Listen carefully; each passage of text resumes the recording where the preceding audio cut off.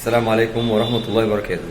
لما حد يسألك بالعربي انت بتشتغل ايه بتقول له انا اعمل طبيبا.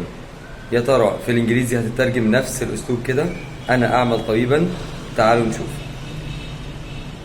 طبعا في الانجليزي هيسألك يقول لك واتس يور جوب، سؤال بسيط جدا وسهل ومباشر. اجابتك علشان تقول له انا اعمل طبيبا الترجمة مش هتكون كده خالص.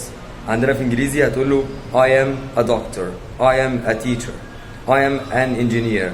I am هتستخدم كلمة am أكون، لأن am هنا بتتكلم على كينونة الشخص أو هوية الشخص. لكن كلمة أعمل في الإنجليزي work. I work عمرها ما هينفع تقول له I work as a teacher، أعمل كمعلم. طبعا في الحالة دي لا، الصياغة تعبانة خالص. هتقول له I work، ولو قلت I work يبقى لازم هنا غصب عنك هتجيب وراها مكان I work at school، I work at الأهلي بانك. وفي الحالة دي انت هتقوله على مكان العمل I work at the Ministry of Education، أعمل في وزارة التربية والتعليم. وهكذا يبقى work في الإنجليزي هيجي وراها مكان، مش هتقابل أبدا موضوع أعمل في العربي. أعمل في العربي هتقابلها I am. شكرا، السلام عليكم ورحمة الله وبركاته.